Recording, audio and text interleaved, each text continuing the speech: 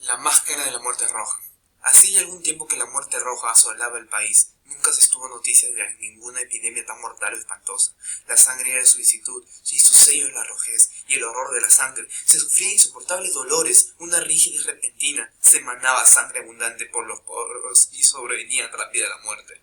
La aparición de unas manchas de color escarlata de todo el cuerpo, y especialmente en la faz de la víctima, era el fatal anuncio de la peste, que aislaba al infeliz de todo socorro y simpatía de su prójimo, y todo el proceso del mal, desde el primer síntoma hasta su desarrollo y fatal final, duraba escasamente media hora. Pero el príncipe Próspero era dichoso, audaz y astuto, cuando sus dominios quedaron desplomados en la proporción de la mitad de los habitantes. Llamó a su presencia a un millar de amigos robustos y alegres entre los caballeros y damas de la corte, y en compañía de ellos se retiró al profundo encierro, a la rigorosa clausura de una de sus abadías encastilladas. Era un edificio magnífico, extenso, creación del excéntrico y majestuoso gusto de un príncipe. Era rodeado por una fuerte y alta muralla provista de las puertas de hierro, y en cuanto hubieran entrado los cortesanos, llevaron junto a aquellas puertas hornos y macizos martillos insoldados de las cerraduras. Resolvieron condenar todos los medios de la salida y de entrada, para evitar los repentinos impulsos de desaparición o de frenesí desde el interior. La abadía estaba abundantemente provista. Con tales previsiones los cortesanos podían desafiar el contagio. El mundo exterior tendría ya que cuidarse de sí mismo. Mientras tanto, habría sido locura lamentarse o reflexionar siquiera. El príncipe había dispuesto todo lo necesario para el placer. Había bufones, improvisadores, bailarines, músicos, belleza y vino. Todo eso y además la seguridad de aquel refugio. Fuera estaba la muerte roja. Al finalizar el quinto o sexto mes de aquel encierro, y en tanto que la peste hacía horribles estragos en el exterior, el príncipe Próspero ofrecía a su millar de mis amigos un baile de máscaras, con esplendor nunca visto. Aquel baile de mascarados prometía una escena voluptuosa, mas antes permitidme que os hable de los salones en los que se celebraba. Era 7 y formaban una sucesión o serie de instancias imperiales. En muchos palacios esta serie de salones de ceremonia suele estar dispuesta en línea recta, de manera que cuando los cortinajes estaban descorridos apenas hay algo que impida la vista de un extremo a otro. Pero en ese lugar el caso era distinto, como podía esperarse de la ficción del duque, hacía lo extraordinario, y las reales estancias se hallaban de tal manera dispuestas que la visión no podía abarcar más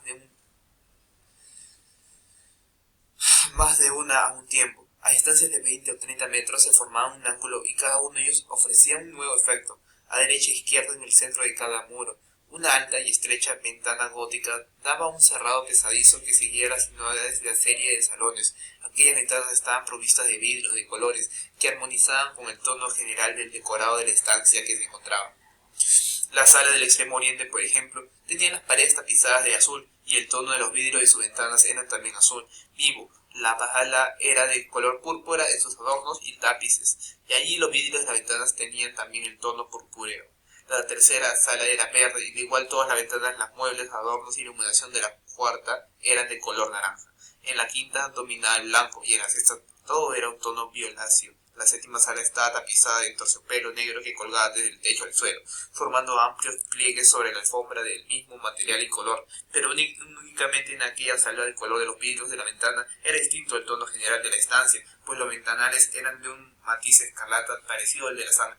Ténganse en consideración que en ninguna de las 7 salas había lámparas o candelabros. En cambio, en los corredores que seguían las sucesiones de las salas y frente a cada una de las ventanas se habían dispuesto enormes trípodes que aseguraban grandes teas, cuya luz se proyectaba sobre los vidrios de las ventanas que iluminaban hacia los salones. Naturalmente eso producía una serie de extraños y fantásticos efectos, pero en la sala occidental o extrema la luz roja que se proyectaba entre las colgaduras negras era tan espectral y producía un aspecto tan raro de las personas que allí entraban que pocas eran las que se atrevían a hacerlo.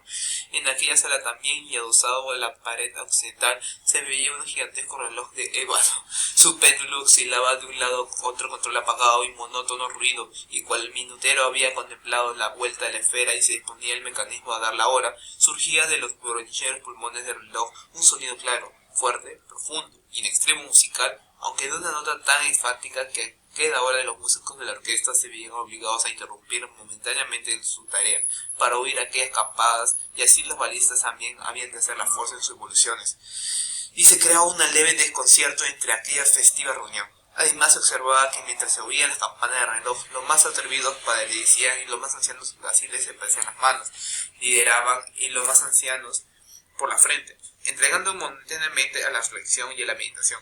Pero cuando se habían apagado los ecos, surgía una alegre carcajada entre los invitados. Se miraban los músicos y sonrían como burlándose de su propia nerviosidad y confusión, y hacían votos en voz baja de la próxima hora, de las campanadas del reloj. No les causaría la misma emoción, más en cuanto habían transcurrido otros 60 minutos que contenía 3600 segundos del tiempo que vuela. Volvía a sonar el reloj, y nuevamente reinaba el mismo desconcierto, igual temblor y la misma meditación que antes. Pero a pesar de todo eso, era una fiesta alegre y magnífica. Los gustos del duque eran muy especiales, tenía muy acierto para los colores y los efectos. Desdeñaba y el decorado impuesto por las modas, sus planes eran atrevidos y grandiosos, en sus concepciones brillaba el esplendor más bárbaro y magnífico, hasta el punto que muchos lo hubiesen creído loco, pero lo que componían sus sequitos sabían bien que no lo estaba. Y era necesario oírle, verle y tocarle para convencerse de un buen juicio. En gran parte había dirigido la instalación de los adornos móviles de las 7 salas con ocasión de aquella gran fiesta, y su propio gusto personal y director había sido carácter de las máscaras. Todas ellas eran grotescas, había allí mucho resplandor, mucha ironía y algo fantasmal, según se ha visto más tarde en Hernani. Había figuras arabescas con miembros inapropiados y adornos chocantes, se veían delirantes fantasías como propias de los locos, había muchas cosas hermosas, otras extravagantes y lascivas, y algunas raras, otras terribles, y aún más pocas eran capaces de excitar la repugnancia. Por los 7 salones se colgaban aquellas máscaras, constituyendo una multitud de ensueños, y estos parecían retorcerse por aquellas estancias, tiñéndose con los colores de las diversas salas, y haciendo de modo que la extraña música de la orquesta adquiere a la apariencia de ser el eco de sus propios rasgos. Nuevamente resonó la hora del reloj de ébano, que se hallaba en la sala tapizada de terciopelo. Entonces por un momento todo permaneció tranquilo y silencioso, excepción hecha de la voz del reloj. Aquellos ensueños quedaron por un instante inmóviles y como petrificados, pero en cuanto hubieran muertos a lo lejos de los ecos de las campanadas que los asistentes a la fiesta escucharon, en silencio resonó la oscilación de los salones, una leve y apenas contenida carcajada. Otra vez se escuchó la música, los ensueños recobraron vida, yendo de un lado a otro, más alegres que antes, y tiñéndose con los colores de las luminosas ventanas a través de las cuales pasaban los rayos de la luz procedente de los trípodes. Pero a la sala más occidental de las 7, ninguna de las máscaras osaba entrar, pues la noche moría ya, y allí penetraba una luz más roja a través de las cristales de tono sangriento. Y aquel cuyo pie se aventuraba sobre la negra alfombra oía procedente el inmediato reloj de ébano, una campanada apagada más enfática y solemne que cualquiera de las cegaba de los oídos, de quienes se divertían con los placeres remotos de las restantes salas, mas éstas se hallaban decimadamente ocupadas, y en ellas las tibias feribalmente el corazón de la vida. La fiesta continuaba. La fiesta continuaba, los movimientos giratorios de los que bailaban hasta que por fin empezaron las campanadas de medianoche en el reloj. Entonces cesó la música, según ya he dicho, se interrumpieron las evoluciones de las balsistas y hubo una desagradable quietud en todas las cosas. Como antes ocurría a la sazón, habían de sonar 12 campanas en el reloj, y así quizá fue como durante aquel rato más largo y se intensificó la sensación penosa entre los que se divertían, y así también tal vez antes de que se hundiesen definitivamente en el silencio de los ecos de la última campanada. Muchos de los individuos de la multitud tuvieron ocasión de advertir la presencia de una figura enmascarada que hasta entonces no había llamado la atención de nadie. Una vez que el rumor sobre aquella nueva presencia hubo propagado entre murmullos, se originó entre la multitud un zumbido de voces que expresaba la desaprobación, su sorpresa y finalmente su terror, horror y asco. En una reunión de fantasma como la que he descrito, ya se puede imaginar que ninguna aparición ordinaria hubiese podido excitar semejante sensación. En realidad la licencia de la máscara en aquella noche era casi limitada, pero la figura en cuestión excedía todos los límites imaginables. En el corazón de los más temerarios existen algunas cuerdas que no se pueden hacer vibrar sin emoción. Incluso entre los correspondidos, para quienes la vida y la muerte son igualmente una broma, hay cosas acerca de las cuales no se puede bromear. Toda la reunión parecía sentir la impresión de que, tanto en el traje como el porte del desconocido, no había la menor prueba de buen gusto ni de propiedad. La figura era alta y flaca, y de pies a cabeza, iba envuelta en un sudario. La máscara que le cubría el rostro quería reflejar el aspecto de un cadáver, y era tan perfecta que ni siquiera el examen más minucioso hubiera sido capaz de descubrir el engaño. Sin embargo, aún eso habría podido ser tolerado, si no aprobado por las alocadas máscaras que le rodeaban, pero aquella figura había tenido el atrevimiento de asumir el tiempo de la muerte roja. su sudario de apariencia manchado de sangre y su ancha frente a todas las facciones que estaban salpicadas con el horror de la escarlata. Cuando los ojos del príncipe Prospero se fijaron en aquella imagen espectral, que con lentos y solemnes movimientos como para representar mejor su papel, iba de un lado a otro entre los balistas, sufrió en el primer momento una convulsión y un temor intenso, ya de temor o de asco, pero casi inmediatamente se congenió su semblante de rabia. ¿Quién se atreve?, preguntó con voz ronca a los cortesanos que le rodeaban. ¿Quién se atreve a insultarnos con esta burla blasfemia? Cogedle y arrancarle el antifaz para que podamos saber quién habremos de ahorcar en la pureza de salir el sol. Esto ocurrió en el salón oriental de color azul. Allí se encontraba el príncipe Prospero. Al pronunciar estas palabras resonaron vigorosa y claramente por las 7 salas, pues el príncipe era hombre robusto y decidido, y por otra parte la música cayó obedeciendo a un gesto de su mano. El príncipe se hallaba pues en el salón azul, y a su lado había un grupo de pálidos cortesanos. Al principio, cuando habló, se originó en aquel grupo un leve movimiento de dirección al intruso, que a la sazón estaba a cortas a distancia, pero luego con paso majestuoso y audaz se acercó al que se acercaba a hablar, más causa de un miedo inexpresable que la máscara había inspirado a todos los presentes.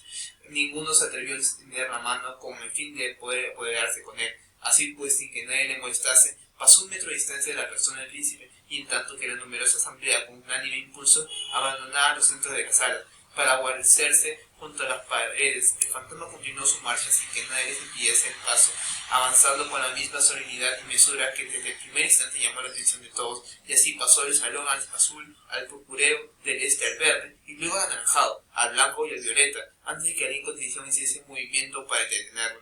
Entonces fue cuando el príncipe Prospero, loco de rabia y de vergüenza por su momentánea cobardía, atravesó apresurado los 6 salones sin que nadie le siguiese a causa del terror mortal que había apoderado a todos. Así en su mano derecha un puñal y con rápido ímpetu se aproximó a aquella figura que retrocedía, pero esta después llegó al extremo del salón aterciopelado, se volvió de pronto para dar la faz a su perseguidor, se oyó un grito agudo y en el puñal cuyo resplandeciente a la negra alfombra, sobre la cual un instante después se desplomó un muerto el príncipe Prospero. Animados por el furor y la desesperación, muchos de los cortesanos se arrojaban al salón negro, y al ver en la máscara cuya alta figura estaba erguida inmóvil a la sombra del reloj de ébano, se quedaron atónitos y presa del horror indefinible, pues podía observar de cerca el aspecto de aquella máscara. Luego, al arrojarse sobre ella con extraordinaria violencia, vieron que no contenía ninguna forma tangible. Entonces se reconoció la presencia de la muerte roja. Había presentado como en plena noche, y uno cayeron los cortesanos. Halló la habitación sangrientamente iluminada. Murieron de la desesperada postura de su caída. La vida del reloj del ébano se apagó del mismo tiempo que moría el último de los que componía la alegre reunión. Expiraron las llamas de las trípodes y la oscuridad.